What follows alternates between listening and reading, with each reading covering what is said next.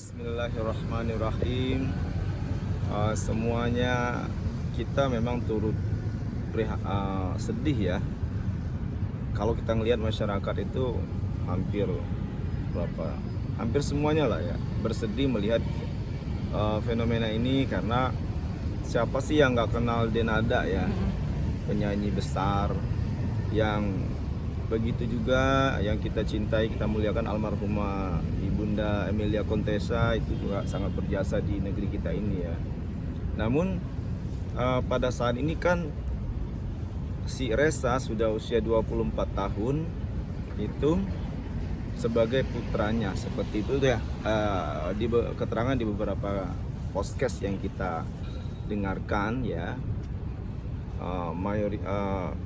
Sebagian besar itu memberitahukan bahwa Ressa Rosano itu adalah putra dari Mbak Denada, seperti itu, yang selama ini dirawat oleh sebenarnya kakeknya ya, adiknya ibu almarhumah Emilia Contessa itu punya adik laki. Nah itu yang rawat dari kecil, dari masih ada hari-harinya ya, kurang 10 hari seperti itu, dirawatlah sama adiknya Bunda Emilia Contessa dengan istrinya. Dan itu pun dia selama 24 tahun memanggil intinya kakeknya ya, secara ini ya, secara garis keturunan itu dipanggil sama dia sebagai ayah, ibu gitu ya, mama gitu kan. Nah itulah yang terjadi, sehingga banyak sekali masyarakat yang menangis gitu ya. Ya siapa sih yang menangis? Kita bapak-bapak pun juga sangat pilu ya, sedih melihatnya. Ustaz, apakah ibu tersebut masih berhak mendapatkan hak sebagai ibu, dan bagaimana cara memperbaiki dengan anaknya tersebut? Tergantung ya, tapi kalau di dalam ajaran agama ya tidak ada kan yang namanya bekas ibu kan, bekas anak itu tidak ada. Mantan ibu, mantan anak kan nggak ada. Bagaimana lagi kalau itu memang darah dagingnya gitu kan, hitam putih harus itulah anaknya dan itulah ibunya, seperti itu kan. Tidak banyak permintaan ya, si Ressa itu ingin diakui secara publik ya, diakui secara publik ya, intinya pemberitahuan ke publik supaya Mbak Denada itu mengakui bahwa itu anaknya. Dia cuman sederhana saja iniannya ya, permintaannya. Tapi Ya, dia tapi selain itu dia juga menuntut 7 miliar 7M. untuk biaya hidup dia selama ini. kalau di luar negeri ya, kalau kita melihat, kalau di luar negeri itu apa yang disampaikan oleh Abang Dasang lawyer kondang Bang Hotman Paris ya, di luar negeri itu malah lebih dari itu loh. Karena di luar negeri itu sangat menjunjung tinggi kemanusiaan sebetulnya. Kemanusiaan itu luar biasa. Tapi nanti kita lihat ya proses yang berjalan dari awal kemarin. Memang tuntutannya dia minta ganti inilah ya, sebagai mulai dari kecil perawatan, terus dia sampai putus kuliah semester 4. Sebenarnya sangat disayangkan, sangat sedih kita melihat putus kuliah itu kan, kita benar-benar miris banget. Ya itu mungkin yang dia sampai tak terobati, bahwa kerugian yang ini tuh mungkin sekitar itu. Cuman kalau saya pribadi, hal ini sebenarnya bisa dibicarakan, bisa dikomunikasikan ya. Kalau Mbak Denada itu benar-benar dengan tulus mengakui si Ananda Ressa itu putranya, mungkin insya Allah akan berakhir dengan baik ya. Hal-hal yang lain berupa nilai rupiah itu apalah ya. Sebenarnya ini anak kan ingin diakui oleh Ibunda Denada itu, ini benar-benar ini loh, kasih sayang aja sebenarnya. Kalau saya melihat yang kesini ya, kita ngelihat Ananda Ressa itu kan nggak banyak permintaannya, hanya itu ya. Semuanya bisa diatur kalau saya lihat ya. Masalah rupiah itu intinya kalau kasih sayang itu kan tidak bisa dibeli dengan miliaran rupiah ya, seperti itu. Kalau saya ngelihat yang kesini ya, banyak kita melihat yang dari tulus hatinya Ressa Rosano itu. Tapi kalau kita lihat ke belakang sangat miris ya sebenarnya Pak Ustadz, karena dia melewati masa kecilnya, remajanya tanpa sosok ibu. Itu akan berpengaruh nggak sih sama masa depan seorang anak, apalagi sekarang sampai 24 tahun tidak ada sosok ibu kandungnya di samping yang sebenarnya masih ada gitu. Iyalah, pastilah ya. Saya pertama podcast di channel saya itu saya menangis ya. Walaupun saya bapak-bapak sedih lah ya. Biasa itu, nggak harus bapak-bapak, ibu-ibu. Kalau kita melihat benar, saya nggak inilah, saya meneteskan air mata gitu ya. Di pertama awal podcast itu, alhamdulillah respon masyarakat Indonesia sangat luar biasa. Mendoakan Ananda Ressa Rosano itu supaya cepat permasalahannya, cepat dipertemukan dengan Ibu Denada seperti itu. Ya sedih lah, 24 tahun coba.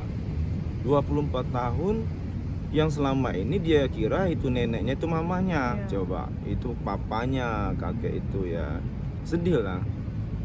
Terus dia mulai dewasa, mulai merenungkan, setahun kesini dia merenung kok dia panggil Mbak Denada itu Mbak, kan sedih kan? Padahal itu ibunya. Coba, semua masyarakat menangis yang melihat hal itu, sedih pilu-pilu benar, karena hal ini nggak bisa dibuat-buat, menyangkut hati ya, hati siapa, posisi di kita atau saudara kita yang mendapatkan seperti itu, pastilah kita juga ikut benar-benar menangis ya, seperti itu. Banyak pada menangis semua, pilu melihat kejadian seperti ini, bahwa ada 24 tahun yang kabar dari itu ya, Bang yang lawyer ya, itu luar biasa. Bang Ronald itu memberikan informasi apa adanya. Kalau kita lihat dia Mas Ressa itu tinggal di kamar belakang, itu kan sangat sedih lah ya gitu ya. Nah, dalam hal ini di Al-Quran itu nggak boleh kita menelantarkan anak, tidak boleh kita menyakiti jangankan garis keturunan, sesama manusia aja tidak boleh, Pak.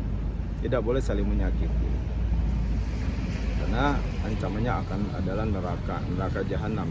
Bismillahirrahmanirrahim. Ya ayyuhalladzina amanu qu anfusakum wa ahlikum naro. Wahai orang-orang yang beriman, jauhkanlah dirimu dan keluarga besarmu dari siksa api neraka. Nah, kalau kita menelantarkan anak, itu adalah calon-calon penghuni neraka ya, bahaya loh. Anak menelantarkan ibu itu neraka jahanam. Ibunya yang menelantarkan anak itu neraka jahanam. Ada beberapa ya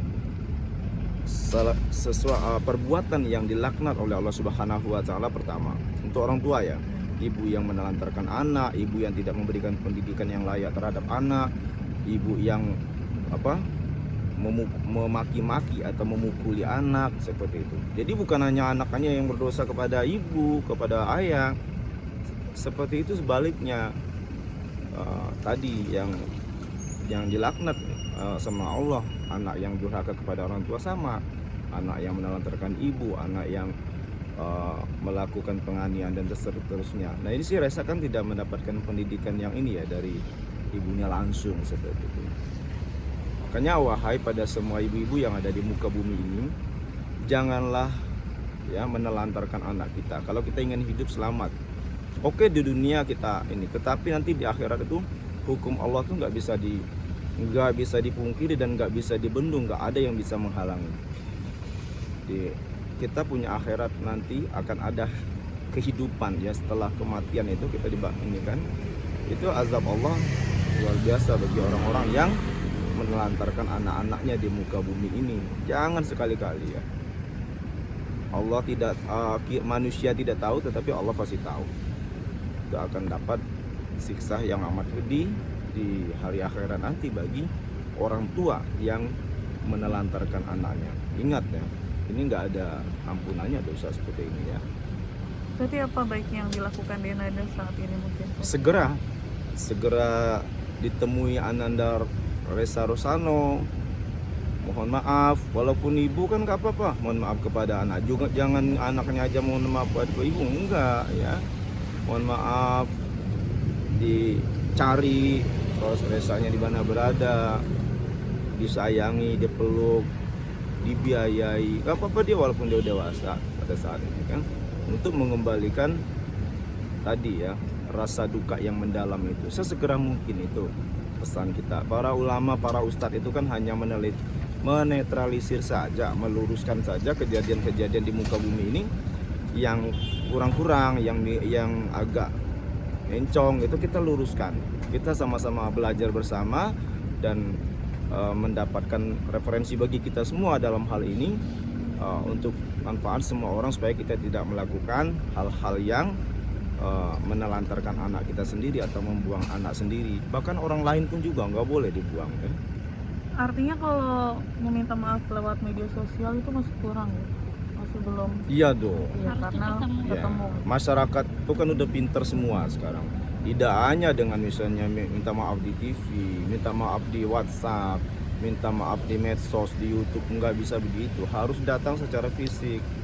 Ya sesibuk apapun nggak ada semuanya yang nggak bisa ditemui. Tinggal hati kita itu tulus nggak menyayangi anak kita sendiri, ya tulus nggak. Kalau memang tulus, nggak ada itu kata-kata. Sekarang kan ada pesawat, ada kereta api, ada semuanya lancar, nggak ada kata-kata yang cuma minta maaf di medsos itu enggak, ya seperti itu.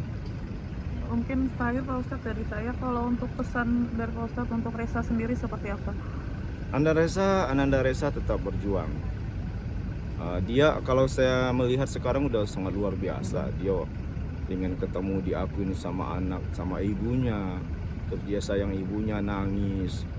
Ya pesan kita, dia tetap bersabar, berjuang bagaimana ibunda Denada itu benar-benar dengan apa ya, dengan secara rela, ikhlas menyayangi Ananda Reza Rosano. Ya ibunda Denada juga harus minta maaf segera. Kan itu saja permintaannya. Ananda Reza, pesan kita semua tetap bersabar, berjuang, berdoa, ikhtiar, istiqomah. Insya Allah Allah akan selalu membukakan jalan yang terbaik. Selagi manusia itu sendiri ingin berusaha.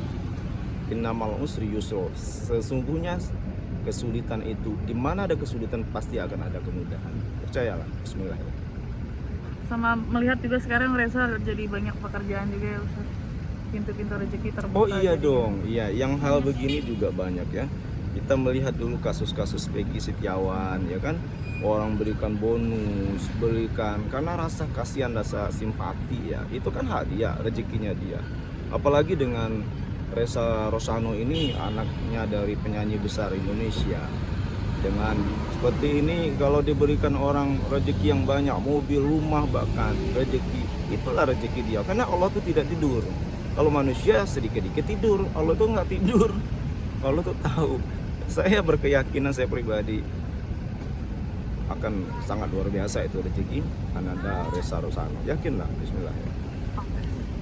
Terima kasih Pak. Terima kasih.